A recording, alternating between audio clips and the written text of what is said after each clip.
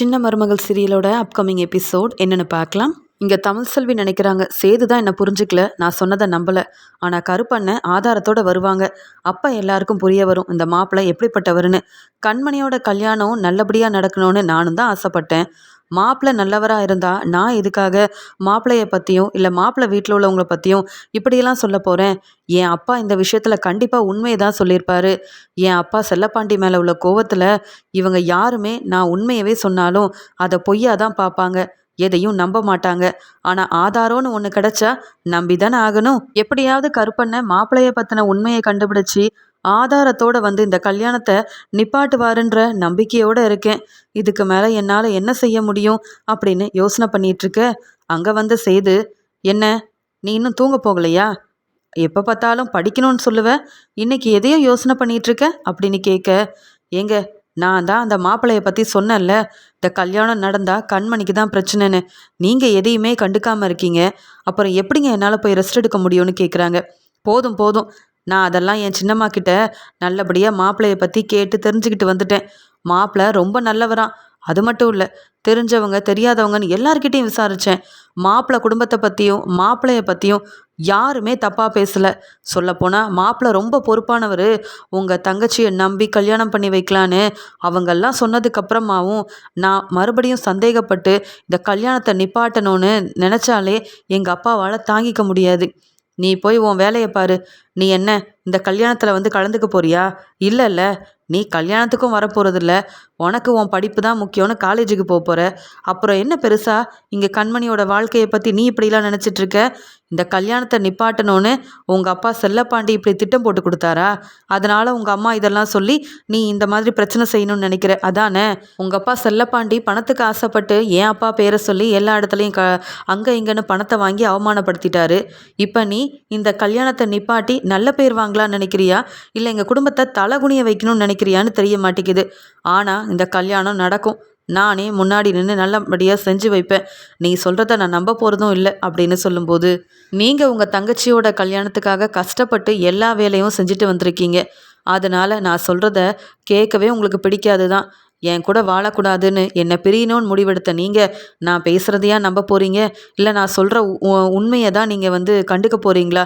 உண்மையாகவே உங்கள் தங்கச்சி கண்மணி மேலே உங்களுக்கு பாசம் இருந்தால் இந்த கல்யாணத்தை நிப்பாட்டி கண்மணியோட வாழ்க்கையை அந்த மாப்பிள்ளைகிட்டேருந்து காப்பாற்றுங்க. இல்லை என் தங்கச்சி வாழ்க்கை என்னானாலும் பரவாயில்லன்னு நினச்சா நீங்களே முன்னாடி நின்று நீங்கள் சொன்ன மாதிரி கல்யாணத்தை நடத்தி வைங்க. நான் அதில் கண்டிப்பாக இடையில வரப்போகிறதும் இல்லை, கல்யாணம் செய்யாதீங்க யார் முன்னாடி சொல்ல போகிறதும் இல்லை. ஆனால் ஆதாரம்னு ஒன்று கண்டிப்பாக வரதான் போகுது. ஆதாரத்தை பார்த்து மாப்பிள்ளையோட லட்சணம் என்னன்னு புரிஞ்சுக்கிட்டு நீங்களே கல்யாணம் வேண்டாம், இந்த கல்யாணத்தை நிப்பாட்டிருங்கன்னு சொல்ல போகிறீங்க. மாப்பிள்ளையே வெளுத்து வாங்க தான் போகிறீங்கன்னு சொல்ல, என்னது நாங்கள் பார்த்த மாப்பிள்ளையே அவமானப்படுத்தி வெளுத்து வாங்குவோமா? போதும் போதும், நீ ரொம்ப யோசிக்காத. நீ நினைக்கிற மாதிரி எதுவுமே நடக்காது. என் தங்கச்சி கல்யாணத்தை எம்புட்டு நல்லா பண்ணணும்னு என் அப்பா சித்தப்பா என் அப்பத்தான்னு எல்லாரும் ஆசைப்படுறாங்கன்னு உனக்கு என்ன தெரியும்? என் குடும்பத்தையே அவமானப்படுத்தி தலகுனிய வச்சவங்க தானே நீங்கள். அப்புறம் இப்போ மட்டும் என் குடும்பத்துக்கு பெருசாக நல்லது செஞ்சுருவீங்களா? நாளைக்கு நீ எப்பயும் போல் காலேஜுக்கு போகலாம். கல்யாணத்துக்கும் வர வேண்டாம், கல்யாணம் நடந்துதான்னு கூட யோசிக்க வேண்டாம். என் தங்கச்சி கண்மணியை பார்த்துக்கிறதுக்கு நாங்கள் எல்லாரும் இருக்கோம். நீ எந்த உதவியும் செய்கிறேன்னு கல்யாணத்தை நிப்பாட்ட மட்டும் செஞ்சிடாத. உன் வேலை எதுவோ அதை மட்டும் பாரு அப்படின்னு சொல்லிட்டு சேது அங்கேருந்து போகிறாரு. உடனே தமிழ்செல்வி நினைக்கிறாங்க, நான் சொல்கிறத சேது கண்டிப்பாக புரிஞ்சுக்க மாட்டார். ஏன்னா ஈஸ்வரி அந்த மாதிரி பேசி சேதுவோட மனசை மாற்றி வச்சுருக்காங்களே. அப்போ சேது ஈஸ்வரி கிட்ட போய் மாப்பிள்ளையை பற்றி கேட்டிருக்காங்க. அங்கே மாப்பிள்ளை ரொம்ப நல்லவர்னு எப்பயும் போல் ஈஸ்வரி ஏமாற்றி பொய் சொல்லி அனுப்பியிருக்காங்க. அதனால் என் பேச்சை நம்பலை, அந்த ஈஸ்வரி சொன்னது எல்லாமே உண்மைன்னு அப்படியே நம்புறாரு சேது. நடக்க தான் போகுது, ஆனால் இந்த கல்யாணம் நடக்காது.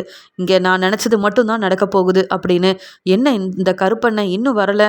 நாளைக்கு கல்யாணத்துக்கு முன்னாடியாவது ஆதாரத்தோடு வந்து சேதுவுக்கு முதல்ல உண்மை என்னன்னு புரிய வைக்கணும். இந்த பேச்சு பேசிட்டு போகிறார்ல சேது, உண்மை தெரிஞ்சால் கண்டிப்பாக என் முன்னாடி மன்னிப்பு கேட்டு நிற்பார் அப்படின்னு தமிழ்செல்வி நினைக்கிறாங்க. இங்கே மறுபடியும் யாருக்கும் தெரியாமல் கண்மணி ஆறுமுகத்துக்கு ஃபோன் பண்ணுறாங்க. ஆறுமுகம் சரியாக தூங்கவும் முடியாமல் கண்மணி பேசுனதெல்லாம் நினச்சி பார்த்துட்ருக்காங்க. கண்மணி என் மேலே எம்பிட்டு பாசம் வச்சுருக்காங்க, நான் தான் அவங்கள கல்யாணம் பண்ணிக்கணும்னு ஆசைப்படுறாங்க. ஆனால் என்ன செய்ய, நான் கண்மணி அம்மாவை விரும்புகிறேன். ஆனாலும் கண்மணியை கல்யாணம் பண்ணிக்கிட்டா இந்த குடும்பத்தில் உள்ளவங்க என்ன நினைப்பாங்க அப்படின்னு யோசிக்க, அங்கே கண்மணி ஃபோன் பண்ண உடனே, இப்போ எதுக்கு இந்த கண்மணி ஃபோன் பண்ணுறாங்கன்னு தெரியலையே, ஏற்கனவே பேசுனதையே என்னால் தாங்கிக்க முடியல, அதுக்காக என்னென்ன செய்ய போகிறேன்னு வேற யோசனை பண்ணிகிட்ருக்கேன்.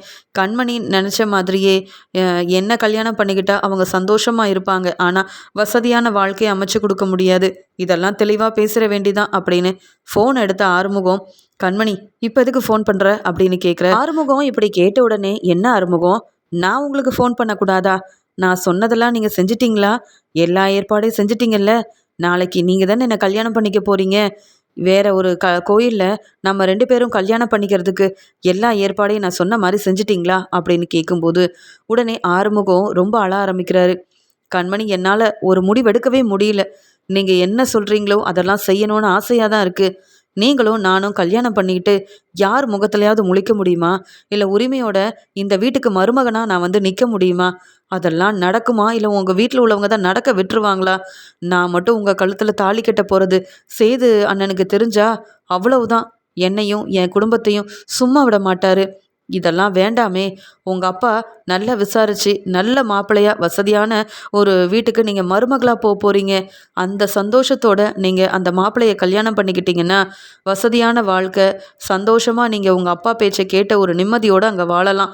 இதே நீங்கள் என்ன கல்யாணம் பண்ணிட்டு வந்தீங்கன்னா எனக்கு எங்கேயும் சரியாக வேலையும் கிடைக்காது. உங்கள் வீட்டில் இருந்தும் என்னை வெளியில் அனுப்பிடுவாங்க. அப்புறம் உங்களையும் கவனிக்க முடியாமல், என் அக்கா, என்னுடைய அக்கா பொண்ணுன்னு என் குடும்பத்தையும் கவனிக்க முடியாமல் நான் கஷ்டப்படணும். இப்போ தான் வாழ்க்கையில் கொஞ்சம் கொஞ்சமாக முன்னேறணும் அப்படின்ற ஆசையோடையே இருக்கேன். அதுவும் உங்கள் அப்பா, உங்கள் அண்ணன் எனக்கு செஞ்ச உதவியால் தான். அது மட்டும் இல்லை, உங்கள் அப்பாவும் நீங்களும் உதவி செய்யலைன்னா எங்கள் அக்காவை காப்பாற்றிருக்கவே முடியாது. அப்புறம் என் அக்கா பொண்ணோட நிலைமை என்ன ஆக போதோன்னு நான் ரொம்பவே பதட்டத்தில் இருக்க. நீங்கள் செஞ்ச உதவியால் இப்போ எங்கள் அக்கா ரொம்ப நல்லா இருக்காங்க. அதெல்லாம் மறந்துட்டு இந்த குடும்பத்தை நான் அவமானப்படுத்தணும்னு நீங்கள் நினைக்கிறீங்களா?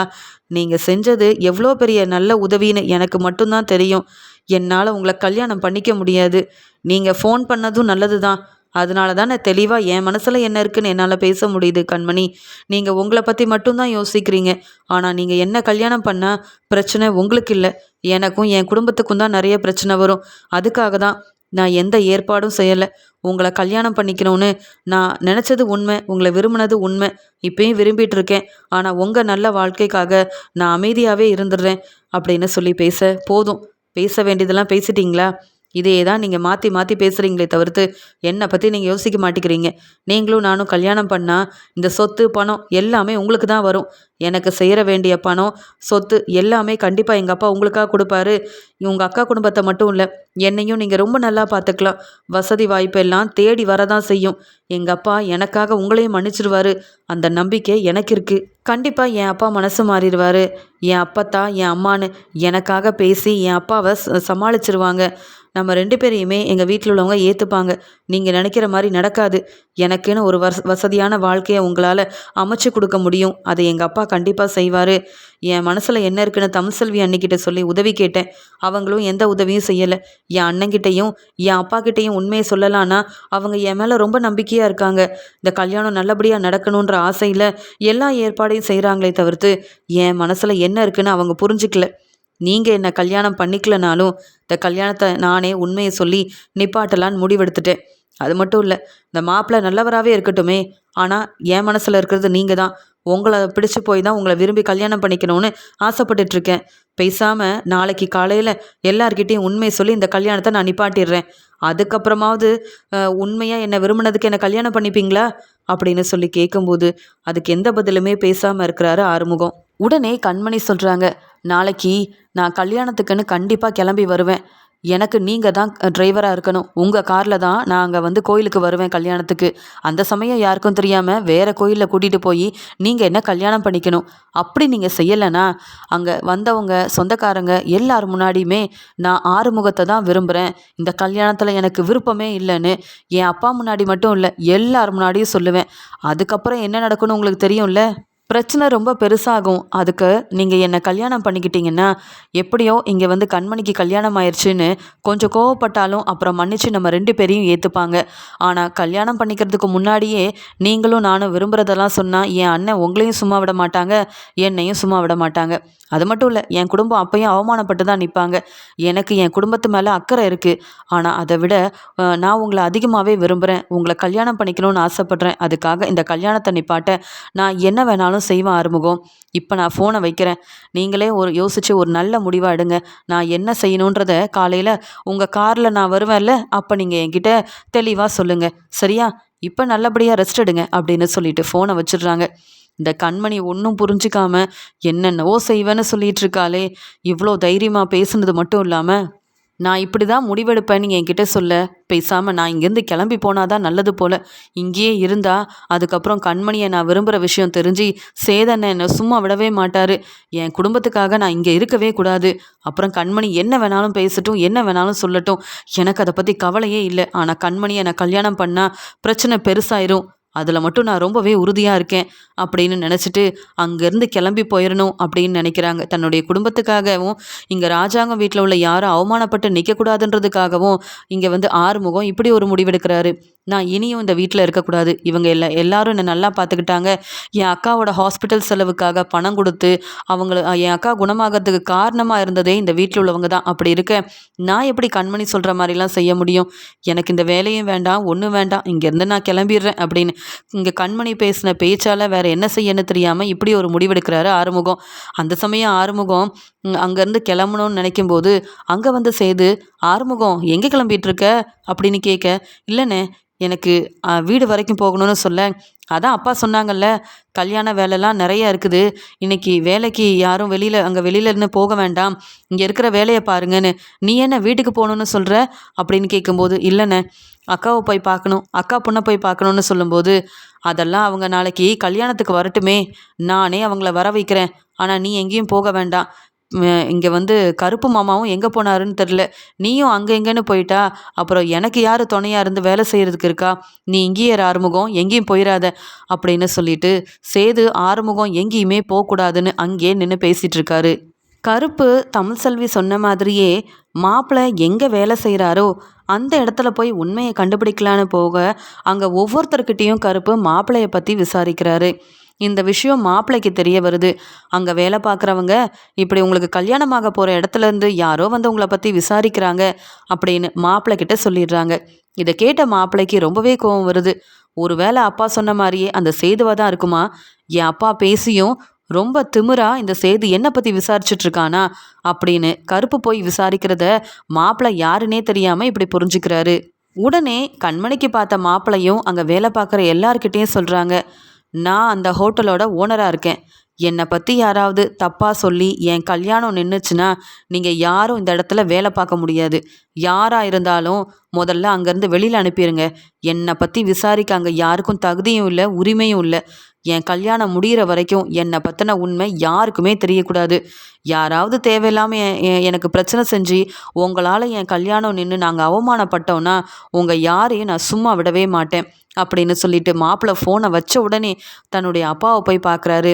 உடனே மாப்பிள்ளையோட அப்பாவும், என்ன நீ நல்லா ரெஸ்ட் எடுத்தா தானே, நாளைக்கு உனக்கு கல்யாணம், அப்படி இருக்கும்போது இன்னுமா நீ ரெஸ்ட் எடுக்கலன்னு கேட்க, அப்பா என்னப்பா சொல்கிறது, அந்த மாப்பிள்ளை வீட்டில் உள்ளவங்க அந்த கண்மணி வீட்டில் உள்ளவங்க ஏன்ப்பா இப்படி இருக்காங்க அப்படின்னு கேட்க, என்னாச்சு, என்ன பிரச்சனை, அந்த சேது உன்னை பற்றி அங்கே இங்கேன்னு தெரிஞ்சவங்க கிட்ட விசாரிச்சான், உடனே எனக்கு தெரிஞ்சு சேதுக்கு ஃபோன் பண்ணி இதெல்லாம் செய்யாதன்னு சொல்லிட்டேன், அப்புறம் இப்போ என்ன பிரச்சனை அப்படின்னு கேட்க, நாளைக்கு என் கல்யாணம் நடக்குமோ நடக்காதான்னு எனக்கு பயமாக இருக்குப்பா. அந்த கண்மணி வீட்டில் உள்ள யாரோ இப்போ நம்ம ஹோட்டலுக்கே போய் ஒவ்வொரு ஹோட்டல்லையும் போய் நம்மளை பற்றி விசாரிக்கிறாங்களாம்ப்பா. அது மட்டும் இல்லை, என்னை பற்றி அங்கே வேலை பார்க்குற எல்லாருக்குமே தெரியும். அதில் யாராவது என்னை பற்றின உண்மையை சொல்லி மாட்டி விட்டுட்டா என் நிலைமை என்னப்பா ஆகுறது? இல்லை இந்த கல்யாணம் தான் நடக்குமா? நான் என்ன விரும்பியாப்பா அந்த கண்மணியை கல்யாணம் பண்ணிகிட்ருக்கேன், கல்யாணம் பண்ணணும்னு நினச்சேன். நீங்கள் என்னவோ பணம் வரும் சொத்து வரும்னு சொல்ல போனா போதுன்னு கல்யாணத்துக்கு சம்மதம். இந்த பொண்ணை ஏற்கனவே நான் பார்த்துருக்கேன், பார்த்த உடனே கண்மணியை பிடிச்சிருச்சு, கண்மணியை விரும்பி நான் கல்யாணம் பண்ணிக்கிறேன்னு நீங்கள் சொன்ன பொய்யை எல்லாரும் முன்னாடி நான் சொல்லியிருக்கேன். இப்போ பாருங்கப்பா, யாருன்னு தெரியல. ஒருவேளை அந்த சேதுவா இருக்குமா? உங்ககிட்ட நான் நல்ல விதமாக பேசிட்டு என் மேலே உள்ள சந்தேகத்தில் மறுபடியும் அங்கே போய் விசாரிக்கிறானா என்னன்னு தெரியல. ஆனால் இந்த கல்யாணம் நின்று நான் மட்டும் அவமானப்பட்டேன்னா அப்புறம் நான் உங்களையே சும்மா விட மாட்டேன்ப்பா. என்னை பற்றி உங்களுக்கு நல்லா தெரியும்ல. என் வாழ்க்கைக்காக நான் என்ன வேணாலும் செய்வேன். எனக்கு பணம் முக்கியம், சொத்து முக்கியம். அதை விட என் பிஸ்னஸ் ரொம்ப முக்கியம்ப்பா அப்படின்னு மாப்பிள்ளை ரொம்பவே கோவமாக தன்னுடைய அப்பா கிட்ட பேசிகிட்டு இருக்க, மாப்பிள்ளையோட அம்மாவும் அங்கே வந்துட்டு என்னங்க என்ன பிரச்சனை, அந்த சேதுவாலையா அப்படின்னு கேட்க, சேதுவா இல்லை வேற யாருன்னு தெரியல. ஆனால் நம்ம பையனை பற்றி அங்கே இங்கேன்னு விசாரித்தது மட்டும் இல்லாமல் இப்போ நம்ம ஹோட்டல்லே போய் விசாரிக்க ஆரம்பிச்சிட்டாங்க. நாம் என்ன வேலை செய்கிறோம், நம்மளால் வேறு எதுவும் பிரச்சனை வருமா, இல்லை கண்மணியை நம்ம நல்லா தான் பார்த்துப்போமா, இல்லை அந்த குடும்பத்தை ஏமாத்துறதுக்கு தான் பொண்ணு கேட்க போனோமான்னு விசாரிக்கிறதுக்காக ஒவ்வொருத்தரும் வந்து இப்படி கேட்டுட்ருக்காங்க. அதான் நம்ம பையன் கோவப்பட்டு பேசிட்டு இருக்கான். நம்ம பையனை பற்றின உண்மை அந்த ராஜாங்கம் வீட்டில் உள்ள யாருக்காவது தெரிஞ்சா இந்த கல்யாணம் நடக்காது. ஈஸ்வரி சொன்ன மாதிரியே பணம் சொத்து எதுவுமே கிடைக்காது. இப்போ நம்ம செய்கிற பிஸ்னஸை விட இன்னும் அதிகமாக பிஸ்னஸ் செஞ்சு முன்னேறணும், அதுக்கு பணம் தேவைப்படுதுன்னு சொல்லிட்டு இருக்கும்போது தான் ஈஸ்வரி இப்படி ஒரு விஷயத்த சொல்ல உடனே இந்த கல்யாணத்துக்கு நானும் ஏற்பாடெல்லாம் செஞ்சேன். ஆனால் அந்த சேது திருந்தவே மாட்டிக்கிறானே. என்கிட்ட நல்ல விதமாக பேசிட்டு எனக்கே தெரியாமல் நம்ம ஹோட்டல்லையே போய் நம்ம பையனை பற்றி விசாரிக்கிறது தப்பு தானே. இந்த சேதுவை சும்மா விட மாட்டேன். உடனே நான் என்ன ஏதுன்னு கேட்குறேன்னு சொல்லிட்டு சேதுக்கு ஃபோன் பண்ணுறாரு மாப்பிள்ளையோட அப்பா. உடனே சேதுவும் என்ன இம்பிட்டு நேரம் கழிச்சு அதுவும் இப்போ மாப்பிள்ளையோட அப்பா எனக்கு ஃபோன் பண்ணுறாரு, எதுவும் பிரச்சனையாக இருக்குமா அப்படின்னு சொல்லிட்டு ஃபோன் எடுத்து இங்கே சேது பேசுகிறாரு. சொல்லுங்க மாமா அப்படின்னு கேட்க, என்ன நீங்கள் எப்படி செய்கிறீங்க சேது, நான் தான் ஏற்கனவே பேசினேன்ல உங்ககிட்ட, என் பையனை பற்றி விசாரிக்கிறதா இருந்தால் என்கிட்ட வந்து கேளுங்கன்னு. என் பையனை என்ன சாதாரணமாக நினச்சிட்டிங்களா? அவன் எவ்வளோ பெரிய பிஸ்னஸ் செய்கிறான். அவன் என்கிட்டேருந்து பொறுப்பை வாங்கினது மட்டும் இல்லாமல் வீட்டுக்காக இருக்கட்டும், மற்றவங்களுக்கு உதவி செய்கிறதா இருக்கட்டும், அவ்வளோ வேலையை செஞ்சு நல்லபடியாக முன்னேறணுன்ற ஆசையில் பிஸ்னஸ் மட்டும்தான் அவனுக்கு முக்கியமாக இருந்தது. நான் தான் அவன் ஆசைப்பட்ட உங்கள் தங்கச்சியை கல்யாணம் பண்ணி வைக்கணும்னு நினச்சேன். ஆனால் நீங்கள் என்னடானா எங்கள் ஹோட்டல்லையே போய் எங்கள் பையனை பற்றி விசாரித்து எங்களை அவமானப்படுத்தணும்னு நினைக்கிறீங்களா? எதுக்காக இப்படி செஞ்சீங்க? உங்களுக்கு இந்த கல்யாணத்தில் விருப்பம் இல்லைன்னா பத்திரிக்கையெல்லாம் கொடுத்து கல்யாணத்துக்கு எல்லாரையும் கூப்பிட்றதுக்கு முன்னாடியே எங்களை பற்றி விசாரிச்சுட்டு வேண்டான்னு சொல்லியிருக்கலாம்ல. பத்திரிக்கையும் கொடுத்தாச்சு. நாளைக்கு காலையில் கல்யாணம். இப்போ நீங்கள் ரெஸ்ட் எடுக்காமல் கூட உங்கள் தங்கச்சி வாழ்க்கைக்காக என் பையன் மேலே உள்ள சந்தேகத்தில் எல்லா இடத்துலையும் போய் விசாரிக்கிறதா நீங்கள் யார்கிட்டலாம் விசாரிச்சிங்களோ எல்லாரும் ஃபோன் பண்ணி சொல்லிட்டாங்கன்னு சொல்லும்போது, இல்லை மாமா நான் வீட்டில் தான் இருக்கேன், யார்கிட்டையும் நான் மாப்பிள்ளையை பற்றி விசாரிக்கல. அப்போவே நீங்கள் தான் ஃபோனில் சொல்லிட்டீங்களே இந்த கல்யாணம் நல்லபடியாக நடக்கணும்னு, நான் எதை பற்றியும் விசாரிக்கவே இல்லை. உங்கள் மேலே எனக்கு ரொம்ப நம்பிக்கை இருக்கு மாமான்னு சொல்ல, நீங்கள் விசாரிக்காமல் வேறு யார் விசாரிக்கிறது? அதுவும் ஹோட்டல் வரைக்கும் போய் விசாரிச்சிருக்கீங்கன்னா இதெல்லாம் என்ன சாதாரண வேலையா? நீங்கள் செய்கிறது ரொம்ப தப்பு செய்து. நீங்கள் மட்டும் இல்லை, அப்போ உங்கள் வீட்டில் உள்ள எல்லாரும் என் பையன் மேலே சந்தேகத்தோடு தான் இருக்கிறீங்க போல். அப்போ இந்த கல்யாணம் நடக்க வேண்டாம்னு நினைக்கிறீங்களா? அப்போ நான் உங்கள் அப்பா கிட்ட பேசி இந்த கல்யாணத்தை நிப்பாட்டிட்டுமா? என் பையன் விருப்பப்பட்டுட்டானேன்னு தான் உங்கள் தங்கச்சியை கல்யாணம் பண்ணி வைக்கணும்னு ஆசைப்பட்டேன். மற்றபடி உங்கள் பணம் சொத்துன்னு எது மேலேயும் எனக்கு ஆசையே கிடையாது. உங்கள் பொண்ணுக்காக உங்கள் தங்கச்சிக்காக தான் நான் எல்லாமே செய்யணும்னு நினச்சேன். ஆனால் நீங்களே என் பையனை மதிக்காமல் இப்படி சந்தேகப்பட்டு நீங்கள் விசாரிக்க ஆரம்பித்ததுக்கப்புறமா எனக்கும் இந்த கல்யாணத்தில் விருப்பம் இல்லை. என் பையனும் ரொம்பவே கோவத்தில் இருக்கான். அதனால் இந்த கல்யாணத்தை வேணால் நிப்பாட்டிடுவோமா செய்து அப்படின்னு கேட்க, என்னம்மாம்மா இப்படியெல்லாம் பேசுகிறீங்க? நான் எந்த தப்பும் செய்யலை. நான் மாப்பிள்ளையை பற்றியோ இல்லை உங்களை பற்றியோ உங்கள் வீட்டில் உள்ளவங்களை பற்றியோ நான் விசாரிக்க எங்கேயும் போகலை. கல்யாணம் ஏற்பாட தான் செஞ்சிட்ருக்கேன். நாளைக்கு காலையில் கல்யாணம், இப்போ போய் கல்யாணத்தை நிப்பாட்டிடலாமான்னு இப்படிலாம் பேசுகிறீங்களே மாமா. என்ன மாமா, யாரோ தெரியாமல் அப்படிலாம் கேட்டிருப்பாங்க. உங்கள் மேலே சந்தேகப்பட்டு யாரு தான் விசாரிச்சாங்கன்றதை நானே கண்டுபிடிக்கிறேன். ஆனால் இந்த கல்யாணம் நடக்காதுன்னு மட்டும் சொல்லிடாதீங்க. என் அப்பாவும் எங்கள் வீட்டில் உள்ள எல்லாரும் நாளைக்கு என் தங்கச்சியோட கல்யாணம்னு அம்புட்டு சந்தோஷத்தில் இருக்காங்க. யார் இந்த தப்பை செஞ்சாங்கன்னு நான் கண்டுபிடிக்கிறேன் மாமா. இனி யாராலையும் உங்களுக்கு பிரச்சனை வராது. யாரும் சந்தேகப்பட்டு உங்களை விசாரிக்க மாட்டாங்க. அவங்களுக்காக நான் வேணால் மன்னிப்பு கேட்குறேன். நான் எந்த தப்பும் செய்யலை, அதுதான் உண்மை. நீங்கள் கவலைப்படாமல் இருங்க அப்படின்னு சொல்லிட்டு சேது ஃபோனை வைக்க, மாப்பிள்ளையோட அப்பா சந்தோஷமாக சிரிச்சுக்கிட்டே, பாத்தியா அந்த சேது எப்படி பேசுகிறான்னு, கல்யாணத்தை நாம் நிப்பாட்டிடுவோமோன்னு அந்த சேது பதட்டத்திலேயே இருக்கான். அப்போ சேது விசாரிக்கல, வேற யாரோ தான் தெரியாமல் இப்படி இதெல்லாம் செஞ்சிட்ருக்காங்க. இதுக்காக நீ கவலைப்படக்கூடாது, நீ நல்லா ரெஸ்ட் எடு அப்படின்னு தன்னுடைய பையன்கிட்ட சொல்லிகிட்ருக்காரு இங்கே வந்து மாப்பிள்ளையோட அப்பா. உடனே மாப்பிள்ளையோட அம்மாவும், ஏங்க நடக்கிறதெல்லாம் பார்த்தா எனக்கு என்னவோ கொஞ்சம் சந்தேகமாக தான் இருக்குது. இந்த கல்யாணத்தை நிப்பாட்ட யாரோ நம்ம பையனை பற்றின உண்மையை கண்டுபிடிச்சி கல்யாணம் நடக்கிறதுக்கு முன்னாடியே உண்மையை ராஜாங்கத்துக்கிட்ட சொல்லி கல்யாணத்தை நிப்பாட்டணும்னு நினைக்கிறாங்கன்னு நினைக்கிறேன். சேது நம்ம பையனை பற்றி விசாரிக்கலனா வேறு யாருங்க இப்படிலாம் செஞ்சுருப்பா? நாமளும் கொஞ்சம் கவனமாக இருக்கணும். பணம் முக்கியம்தாங்க, அதுக்குன்னு வந்த எல்லாரும் முன்னாடி நம்ம அவமானப்பட்டு நின்றக்கூடாதுங்க. என்னதான் இருந்தாலும் நாளைக்கு எப்படியாவது கல்யாணம் மட்டும் நடந்து அந்த கண்மணி நம்ம வீட்டுக்கு மருமகளாக வந்துட்டானா அப்புறம் நம்ம யாருன்னு அந்த ராஜாங்க வீட்டில் உள்ள எல்லாருக்குமே சரியாக புரிய வைக்கலாம். கல்யாணத்துக்கு முன்னாடியே சந்தேகப்பட்டு நம்மளை அவமானப்படுத்துகிறாங்கல்லங்க, அந்த வீட்டில் உள்ள யாரையும் சும்மா விடக்கூடாது. நானும் மாமியார் ஆயிடுவேன்ல, அப்புறம் தெரியும் நான் யாருன்னு அந்த கண்மணிக்கு அப்படின்னு. இங்கே கண்மணி இங்கே மாப்பிள்ளையோட அப்பா மட்டும் இல்லாமல் மாப்பிள்ளையோட அம்மாவும் ரொம்பவே கோவத்தில் தான் பையனுக்கு சப்போர்ட் பண்ணி இப்படி பேசிகிட்டு இருக்காங்க. உடனே மாப்பிள்ளையோட அப்பா எப்படியோ இந்த கல்யாணம் நடந்தால் நம்ம பையனும் திருந்திடுவான்.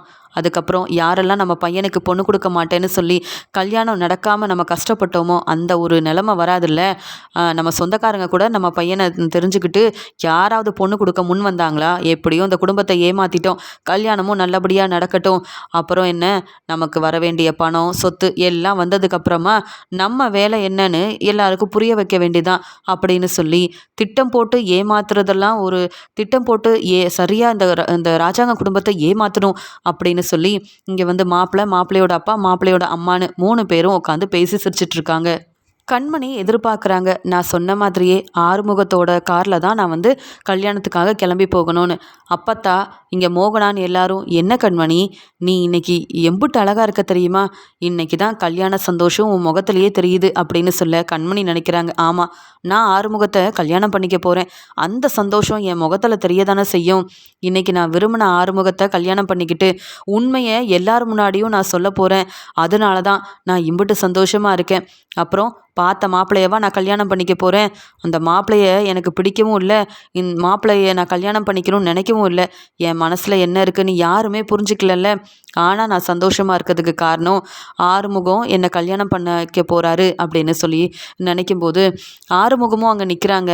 ஆனால் சேது சொல்கிறாரு, கண்மணி இந்த காரில் வாமா அப்படின்னு கூப்பிட, இல்லைண்ணே எப்பயும் போல் நான் கோயிலுக்கு போகிற கார்லேயே போகிறேனே அப்படின்னு சொல்ல, இல்லை ஆறுமுகத்தோட காரில் அப்பா சித்தப்பா எல்லாரும் வராங்க, நீ இங்கே வா அப்படின்னு சொல்லி வேற ஒரு காரில் கண்மணியை கூப்பிட்டு போகிறாங்க கல்யாணத்துக்காக. இதை எதிர்பார்க்காத கண்மணியும் பேரதிர்ச்சியோட ஆறுமுகத்தையே பார்த்துட்ருக்க, கண்மணி அம்மா நீங்கள் எதுக்கும் பயப்படாதீங்க, நீங்கள் கிளம்பி போங்க. அது மட்டும் இல்லாமல் உங்கள் அப்பா உங்கள் சித்தப்பான்னு எல்லாரையும் நான் தான் கூப்பிட்டு வரேன்.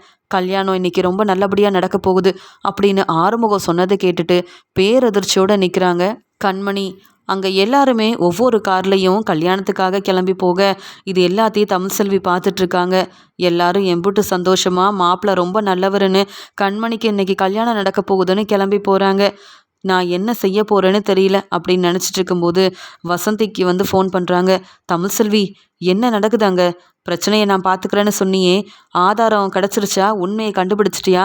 உன் மாமனார்கிட்டையும் உன் மாமியார்கிட்டையும் உண்மையை சொல்லி இந்த கல்யாணத்தை நிப்பாட்ட என்னடி ஏற்பாடு செஞ்சேன்னு கேட்குறாங்க. உடனே தமிழ்செல்வி, ஆமாம் இங்கே கருப்பண்ணனை அனுப்பியிருக்கேன், ஆதாரத்தோடு வரேன்னு சொல்லி கிளம்பி போனவர் இன்னும் வரலம்மா. ஆனால் இங்கே என் மாமனார் வீட்டிலேருந்து எல்லாருமே ரொம்ப சந்தோஷமாக கல்யாணத்துக்காக ஒவ்வொருத்தரும் அங்கே கோயிலுக்கு கிளம்பி போயிட்டுருக்காங்க. அது மட்டும் இல்லை, கண்மணியும் ரொம்ப சந்தோஷமாக தாம்மா இருக்கா.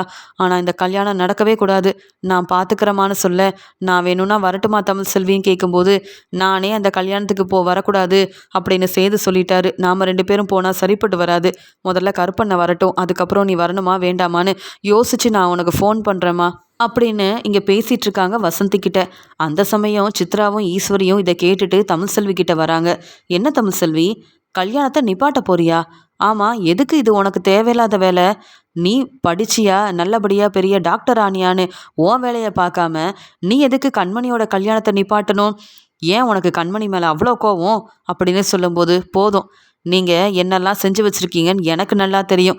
கண்மணியோட வாழ்க்கையில் பிரச்சனை வந்தாலும் பரவாயில்லன்னு கிடைக்க போகிற பணத்துக்காக இந்த கல்யாணத்தை செஞ்சு வைக்கணும்னு நினைக்கிறவங்க தானே நீங்கள் என்னை பற்றி பேசிகிட்டு இருக்கீங்க? என் படிப்பு எனக்கு முக்கியம், அதை விட என் மாமனார் வீட்டில் உள்ளவங்க எல்லாருமே எனக்கு ரொம்ப முக்கியம்தான். அவங்களுக்கு யாராவது பிரச்சனை செய்யணும்னு நினச்சா நான் யாரையும் சும்மா விட மாட்டேன். கண்மணியோட வாழ்க்கைக்காகவா இந்த கல்யாணத்தை செஞ்சு வைக்கிறீங்க? நீங்கள் எப்படிப்பட்டவங்கன்னு எனக்கு தெரியும். அதுலேயும் அந்த மாப்பிள்ளை நல்லவரே இல்லைன்னு எனக்கு ரொம்ப நல்லா தெரியும். சீக்கிரமாக இந்த கல்யாணத்தை நிப்பாட்ட ஆதாரத்தோட நான் வரதான் போகிறேன். அதை பார்க்க தான் போகிறீங்க. இந்த பிரச்சனைக்கெல்லாம் காரணம் நீங்கள் தானே. ஏன் மாமனார்கிட்ட சொல்லி உங்களை இந்த வீட்டை விட்டு வெளியில் அனுப்புகிறேன்னா இல்லையான்னு பாருங்க. கண்மணிக்கு ஏற்ற மாப்பிள்ளையாக பார்த்து நல்ல ஒரு வாழ்க்கையை நீங்கள் அமைச்சு கொடுத்துருந்தா நானே உங்ககிட்ட வந்து கண்மணிக்காக நன்றி சொல்லியிருப்பேன். ஆனால் நீங்கள் என் அண்ணன் பையன், என் அண்ணன் குடும்பம் ரொம்ப நல்லவங்கன்னு மாப்பிள்ளைக்கு என்னென்ன பிரச்சனை இருக்குது, அவர் வந்து என்னெல்லாம் தப்பு செஞ்சுருக்காரு, எல்லா உண்மையும் மறைச்சிட்டிங்கல்ல. உங்களை ராஜாங்க மாமா ரொம்ப நம்பினதுனால மாப்பிள்ளை குடும்பத்தை பற்றி கூட அவங்க விசாரிக்கல. மாப்பிள்ளைய பற்றியும் விசாரிக்கல. ஆனால் எல்லா உண்மையும் எனக்கும் தெரியும். இது எல்லாம் என் அப்பா சொல்லி எனக்கு தெரியும். அதனால் நீங்கள் கவலைப்படாதீங்க. இந்த கல்யாணம் நடக்க போகுதுன்னு ரொம்ப சந்தோஷமாக கிளம்பி போகிறீங்கல்ல. கல்யாணமும் நடக்க போகிறதில்ல, நீங்களும் வசமாக மாட்டிக்க தான் போகிறீங்க. அதுக்கு என்னென்ன செய்யணுமோ எல்லாத்தையும் நான் செஞ்சுட்டேன் அப்படின்னு தமிழ்செல்வி ரொம்ப கோவமாக ஈஸ்வரி முன்னாடி பேச, உடனே சித்ரா, தமிழ்செல்வி நீ தான் கல்யாணத்துக்கே வரக்கூடாதுன்னு ராஜாங்க மாமா சேதுன்னு எல்லாரும் முடிவெடுத்திருக்காங்கல்ல. நீ சொல்கிறத யாரும் நம்ப மாட்டாங்க. நீ என்ன ஆதாரத்தை கொண்டு வந்தாலும் என் அம்மா நினச்ச மாதிரியே இங்கே நாங்கள் பார்த்த மாப்பிள்ளைக்கும் இங்கே கண்மணிக்கும் கல்யாணம் நடக்க தான் போகுது. நீ உன் வேலையை மட்டும் பாரு. நாங்கள் என்ன செய்யணும்னு எங்களுக்கு தெரியும். மாப்பிள்ளை ரொம்ப நல்லவர், நல்லா படித்து பெரிய பிஸ்னஸ் செய்கிறாரு. நீ இந்த கல்யாணத்தை நிப்பாட்ட பொய் சொல்லி ஏமாத்தணும்னு நினைக்கிற. நீ எல்லாம் என்ன செய்ய முடியும் உன்னால்? என் அம்மா எல்லாத்தையும் பார்த்துப்பாங்க. பிரச்சனை வந்தாலும் சமாளிக்க எங்களுக்கு எல்லாமே தெரியும். நீ கிளம்பு முதல்ல அப்படின்னு சொல்லிட்டு, அம்மா பார்த்தீங்களாம்மா, தமிழ்செல்வி உங்கள் முன்னாடியே என்ன பேச்சு பேசிகிட்டு இருக்கான்னு சொல்ல, தமிழ்செல்வி கிட்ட பேசுகிறத விட கல்யாணம் முதல்ல நின்றக்கூடாது. நாம் முதல்ல அங்கே கோயிலுக்கு போகணும். நீ வா சித்ரா அப்படின்னு சொல்லி சித்ராவை கூட்டிகிட்டு அங்கே ஈஸ்வரி கிளம்புறாங்க. அங்கே கோயிலுக்கு போன ஈஸ்வரி ரொம்ப பதட்டமாக இருக்காங்க. தமிழ்செல்வி ஏதோ ஆதாரத்தை கொண்டு வந்து கல்யாணத்தை நிப்பாட்டுவேன்னு சொல்கிறா. இந்த மாப்பிள்ளை பணத்துக்கு ஆசைப்பட்ட நல்லவரே இல்லை தான். ஆனாலும் என்னென்னவோ பேசுகிறாளே. மாப்பிள்ளை ஏதோ பிரச்சனை செஞ்சுருக்காருன்னு சொல்கிறா. மாப்பிள்ளைக்கே நிறைய பிரச்சனை இருக்குது, அவர் நிறைய தப்பு செஞ்சுருக்காரு, கண்டிப்பாக மாப்பிள்ளை வந்து மாட்டிக்க தான் போகிறாரு, இந்த கல்யாணம் வந்து நடக்கவே நடக்காது, இந்த கல்யாணத்தை நான் நிப்பாட்டிடுவேன் அப்படின்லாம் தமிழ்செல்வி பேசுகிறானா, உண்மையாகவே நம்ம பார்த்த மாப்பிள்ளை வேறு ஏதோ ஒரு பிரச்சனையில் இருக்கான் போல். நாம தான் எங்கள் அண்ணன்கிட்ட கூட அண்ணன் பையனை பற்றி சரியாக விசாரிக்கல. அவங்க ஏதோ பணத்துக்கு ஆசைப்படுறாங்கன்னு நினச்சேன்.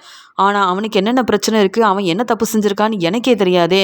இதெல்லாம் அந்த தமிழ்செல்வி புத்திசாலித்தனமாக கண்டுபிடிச்சி உண்மையை நிரூபிக்கிறேன்னு என்னையும் மாட்டி விட்டுறக்கூடாதே அப்படின்னு ரொம்பவே பதட்டமாக இருக்காங்க. அங்கே மாப்பிள்ளை வீட்டில் உள்ள எல்லாருமே அங்கே வந்திருக்க, மாப்பிள்ளைக்கு சேதுவை பார்த்த உடனே அவ்வளோ கோவம் வருது. என்னை பற்றின உண்மையை கண்டுபிடிக்க இந்த கண்மணியோட அண்ணன் தானே அங்கே இங்கேன்னு விசாரிக்க போனால், இன்னைக்கு இருக்குது, கல்யாணம் முடியட்டும், அப்புறம் நான் இந்த சேதுக்கிட்ட பேசிக்கிறேன் அப்படின்ற மாதிரி மாப்பிள்ளை ரொம்ப கோவத்தில் இருக்க, அங்கே வந்த ஈஸ்வரி மாப்பிள்ளையோட அப்பா கிட்ட மெதுவாக பேசுகிறாங்க. அண்ணே, மாப்பிள்ளை என்ன தப்பு செஞ்சாருலாம் எனக்கு தெரியாது. ஆனால் மாப்பிள்ளை நல்லவரா இல்லையான்னு கண்டுபிடிக்கிறதுக்கு எல்லாரும் மாப்பிள்ளையை பற்றி விசாரிக்க அங்கே இங்கேன்னு கிளம்பிட்டாங்க. அதனால் இப்போவே கல்யாண ஏற்பாடை செய்யணும். மாப்பிள்ளையை முதல்ல மணமேடையில் உட்கார வைங்க.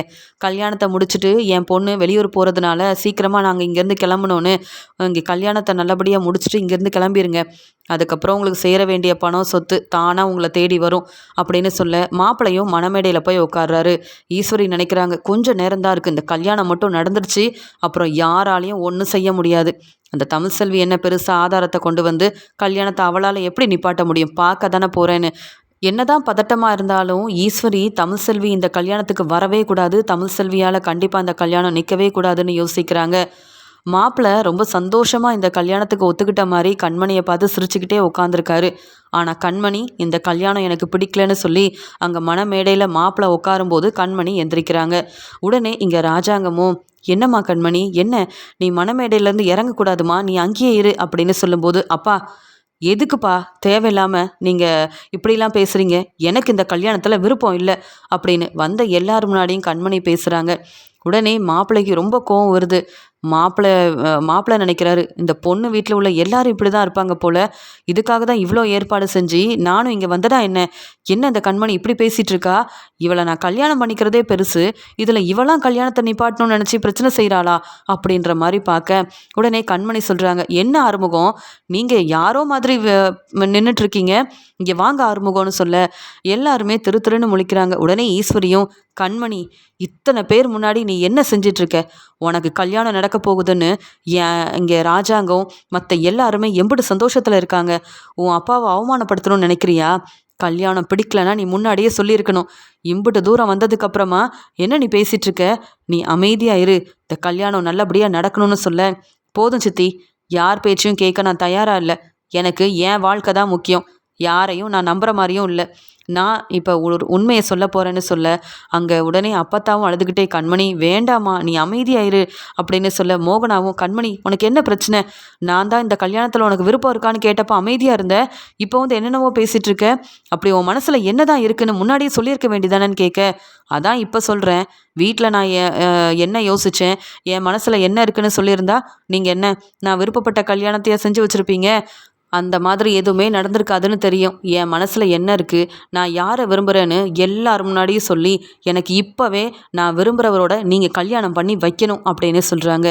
இதை எதிர்பார்க்காத ராஜாங்கம் கண் கலங்கி நிற்க, இங்கே சன்னாசி கேள்வி கேட்குறாங்க. உடனே சேதுவும், வேண்டாம் கண்மணி, நான் செஞ்ச தப்பை நீயும் செஞ்சிடாத. நீ யாரையும் விரும்பலைன்னு எனக்கு தெரியும். உன்கிட்ட வந்து நான் பேச வந்தேன், நீ எதுவுமே பேசலை. இப்போ என்ன கல்யாணத்தை நிப்பாட்டணும் திட்டம் போட்டு என்னென்னவோ சொல்லிட்டு இருக்கியா? இந்த மாப்பிள்ளையை பிடிக்கலன்னா சொல்லு, கல்யாணத்தை நிப்பாட்டிடலாம். ஆனால் நீ மறுபடியும் பொய் சொல்லி உன்னையே நீ ஏமாற்றிக்காதன்னு சொல்ல. அண்ணன், நான் உண்மையை தான் சொல்கிறேன். நம்ம வீட்டில் கார் டிரைவராக வேலை பார்க்குற ஆறுமுகத்தை நான் விரும்பிகிட்ருக்கேன். அவரும் என்னை விரும்புகிறாரு. நான் பொய் சொல்லலை, இது எல்லாமே உண்மை. வேணும்னா ஆறுமுகத்தை கேளுங்க. நான் கூட ஆறுமுகத்துக்கிட்ட சொன்னேன், இன்னைக்கு கல்யாணத்துக்குன்னு உங்கள் காரில் தான் வருவேன், என்னை வேறு ஒரு கோயிலில் கூட்டிகிட்டு போய் கல்யாணம் பண்ணிக்கோங்க, என் அப்பா கிட்ட மன்னிப்பு கேட்டுடலாம், என் அப்பா உங்களை எதுவும் செய்ய மாட்டார், நீங்கள் கவலைப்படாமல் இருங்க, எனக்காக என் அப்பா உங்களையும் மாப்பிள்ளையாக ஏற்றுப்பாருன்னு எவ்வளவோ சொன்னேன் இந்த ஆறுமுகத்துக்கிட்ட. ஆனால் ஆறுமுகம் என்னை ஏமாற்றிட்டாரு. நம்ம குடும்பத்துக்காகவும் என் அப்பாவை அவமானப்பட்டு நிற்கக்கூடாதுன்றதுக்காகவும் என்னை விரும்பின ஆறுமுகம் அப்படி ஒரு வேலையை நான் செய்ய முடியாது. நீங்கள் சொன்ன மாதிரிலாம் எனக்கு வந்து உங்கள் வாழ்க்கையை விட இங்கே ராஜாங்க ஐயா அவமானப்பட்டு நின்னா என்னால் தாங்கிக்க முடியாது. நான் உங்களை விரும்பினது உண்மை, ஆனால் மற்ற எல்லாரையும் ஏமாற்றிட்டு என் வாழ்க்கை தான் முக்கியம்னு கண்மணியம்மா உங்களை கல்யாணம் பண்ணிக்கவே முடியாதுன்னு சொல்லிட்டாரு. இப்படி ஒரு நல்ல மனசு வேறு யாருக்கும் வருமா? இந்த மாப்பிள்ளை நல்லவராகவே இருக்கட்டும், ஆனால் இவர் கூட வாழ எனக்கு விருப்பம் இல்லை, இவர் கல்யாணம் பண்ணிக்கவும் எனக்கு விருப்பம் இல்லை. நான் நினச்ச மாதிரியே ஆறுமுகத்தையே எனக்கு கல்யாணம் பண்ணி வைங்கன்னு சொல்ல, ஆறுமுகம் அழுதுகிட்டே சேதுக்கிட்ட மன்னிப்பு கேட்குறாரு. அண்ணே, நான் உங்கள் குடும்பத்தை அவமானப்படுத்தணும்னு நினைக்கலண்ணே, இல்லைனா இந்த உண்மையை நானே சொல்லியிருக்க மாட்டேன்னா. என்ன கண்மணியம்மா நீங்கள், எத்தனை முறை சொன்னேன் இப்படி எல்லாரும் முன்னாடி உங்கள் குடும்பத்தை அவமானப்படுத்திடாதீங்கன்னு. நான் உங்களை விரும்பியிருந்தாலும் அதெல்லாம் மறந்துட்டு உங்கள் வாழ்க்கைக்காக தானே நான் அமைதியாக இருந்தேன். இப்படி நீங்கள் என்னை மாட்டி விட்டுட்டீங்களே, இப்போ உங்கள் அப்பா என்ன செய்ய போகிறாருன்னு எனக்கு தெரியலையேன்னு ஒரு பக்கம் ஆறுமுகம் கண் கலங்கி நிற்க, கண்மணி சொல்கிறாங்க, அப்பா உங்களுக்கு என் வாழ்க்கை முக்கியமா, இல்லை இத்தனை பேர் முன்னாடியும் எனக்கு பிடிக்காத வாழ்க்கையை தான் நான் வாழணும்னு நீங்கள் நினைக்கிறீங்களா? எனக்கு பிடிச்ச வாழ்க்கையை நீங்கள் அமைச்சு கொடுங்கப்பான்னு சொல்ல, உடனே மாப்பிள்ளை அங்கேருந்து எந்திரிச்சு, என்ன நடக்குதுங்க? உங்கள் பொண்ணு கண்மணி வேற யாரையோ விரும்பியிருக்காங்க, அதெல்லாம் தெரிஞ்சுக்கிட்டே என்னை ஏமாற்றி கல்யாணம் செஞ்சு வைக்கணும்னு நினச்சிங்களா? இல்லை அதுக்காக தான் நிறைய பணம் தரேன் சொத்து தரேன்னு சொல்லி பேசுனீங்களா? அப்பா என்னப்பா நடக்குது? இந்த குடும்பம் நம்மளை நம்ப வச்சு ஏமாத்திருக்காங்க. இந்த ஈஸ்வரி தானப்பா எல்லாத்துக்கும் காரணம். இவங்க சொல்லி தானே கண்மணியை நான் விரும்பலைனாலும் நான் விரும்பினதா போய் சொல்லி இந்த கல்யாணத்துக்கு ஒத்துக்கிட்டேன். இந்த கண்மணி எப்படி ஏமாத்திருக்கா பாருங்கப்பா. இவங்க குடும்பத்தையே நம்ம சும்மா விடக்கூடாது. நம்ம சொந்தக்காரங்க தெரிஞ்சவங்கன்னு எல்லார் முன்னாடியும் எல்லாரையும் இந்த கல்யாணத்துக்கு வர வச்சோம். அவங்க முன்னாடி நம்மளை தலைகுனிய வைக்கணும்னு இவங்க திட்டம் போட்டிருக்காங்க போல. ஈஸ்வரி என்னது இது அப்படின்னு மாப்பிள்ளை கேட்க, இங்கே மாப்பிள்ளையோட அப்பா ஈஸ்வரி கிட்ட சொல்கிறாங்க, ஆமாம், நாங்கள் சொத்துக்கும் பணத்துக்கும் ஆசைப்பட்டது உண்மை. ஆனால் அதுக்காக என் பையனை இந்த கண்மணி கல்யாணம் பண்ணிப்பாங்கன்னு நினச்சிட்டு இருக்கும்போது இப்படி எங்களை கூப்பிட்டு வச்சு அவமானப்படுத்திட்டீங்க. என்ன ஈஸ்வரி, இதுவும் உங்களோட திட்டம் தானா? நீங்கள் சொன்னீங்களேன்னு நம்பி எங்களுக்கு பிடிக்கலனாலும் இந்த கண்மணியை கல்யாணம் பண்ணி வைக்கலாம் என் பையனுக்குன்னு ஒத்துக்கிட்டோமே, அதெல்லாம் உங்களால் தானே. எங்களுக்கு சொத்து பணம் வந்தால் அதுலேருந்து உங்களுக்கும் லாபம் வரும், பணம் கிடைக்கும்னு ஆசையில் நீங்கள் இப்படிலாம் செஞ்சீங்க. ஆனால் இந்த கல்யாணம் நடக்காதுன்னு கண்மணிக்கு தெரிஞ்சிருந்தும் இத்தனை பேர் முன்னாடி எதுக்காக அவமானப்படுத்தியிருக்கணும்? முன்னாடியே சொல்லியிருந்தா நாங்கள் வேற ஒரு நல்ல வரனா பார்த்துருப்போம்ல. ஏன் ஈஸ்வரி இப்படி செஞ்சீங்கன்னு கேட்கும்போது அப்போ தான் இங்கே சேது சொல்கிறாரு, என்ன சொன்னீங்க? மாப்பிள்ளைக்கு என் தங்கச்சியை மேலே விருப்பம் இல்லையா? சொத்துக்காகவும் பணத்துக்காகவும் தான் ஆசைப்பட்டு என் சித்தி சொல் பேச்சை கேட்டு பொண்ணு பார்க்க வந்தீங்களான்னு கேட்க, ஆமாம், அதனால தானே நீ எங்கள் மேலே உள்ள சந்தேகத்தில் அங்கே இங்கேன்னு எங்களை பற்றி விசாரிச்ச. இப்போ உண்மையை சொல்லட்டுமா? இந்த பிரச்சனைக்கு காரணம் நாங்கள் இல்லை, உன் சித்தி ஈஸ்வரி தான். வேணும்னா அவளை என்ன ஏதுன்னு கேளு அப்படின்னு சொல்ல ஈஸ்வரி திரு திருன்னு முழிக்கிறாங்க. ஒரு பக்கம் கண்மணி நான் ஆறுமுகத்தை தான் கல்யாணம் பண்ணிப்பேன்னு உண்மையை சொல்லி மாப்பிள்ளைய அங்கே வெளுத்து வாங்குறாங்க. அப்பா பார்த்தீங்களா மாப்பிள்ளையோட லட்சணம் என்னன்னு? இப்படி ஒரு மாப்பிள்ளைய கல்யாணம் பண்ணிக்கிறதுக்கு நான் விரும்பின ஆறுமுகத்தை கல்யாணம் பண்ணால் என் வாழ்க்கை சந்தோஷமாக இருக்கும். மாப்பிள்ளை என்னை விரும்பலப்பா. நம்ம தரேன்னு சொன்ன அந்த சொத்துக்கு ஆசைப்பட்டிருக்காரு. நம்ம குடும்பத்தில் இவங்க வந்துட்டாங்க, இவர் மாப்பிள்ளையானா இவருக்கு பெரிய பிஸ்னஸ்லாம் கிடைக்கும். நீங்கள் உங்கள் மாப்பிள்ளைன்னு தலையில் தூக்கி வச்சு கொண்டாடுவீங்க.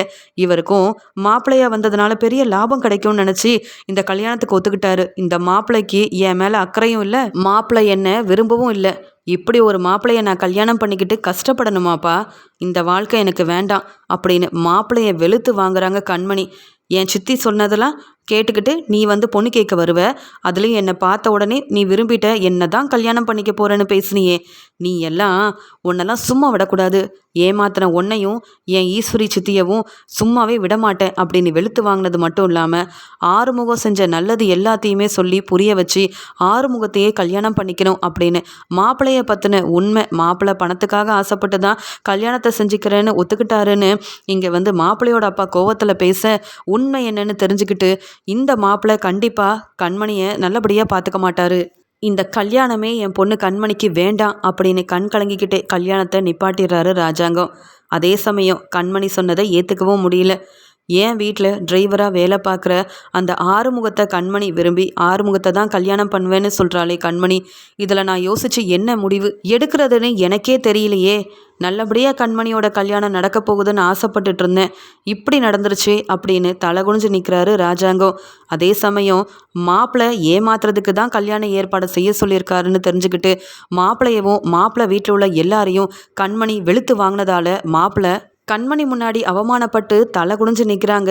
இப்படி மாட்டிக்கிட்டேனே அப்படின்னு ஈஸ்வரி யோசிக்கிறாங்க. இங்கே கண்மணி எனக்கு கல்யாணம் நடந்தா ஆறுமுகத்தை தான் கல்யாணம் பண்ணிப்பேன், நான் ஆறுமுகத்தை தான் விரும்புகிறேன் அப்படின்னு தன்னுடைய முடிவில் உறுதியாக இருக்கிறதுனால ராஜாங்கம் சன்னாசி செய்துன்னு ராஜாங்கம் வீட்டில் உள்ள எல்லாரும் என்ன முடிவெடுக்கனே தெரியாமல் கண்மணியால் தலை குனிஞ்சு நிற்கிறாங்க.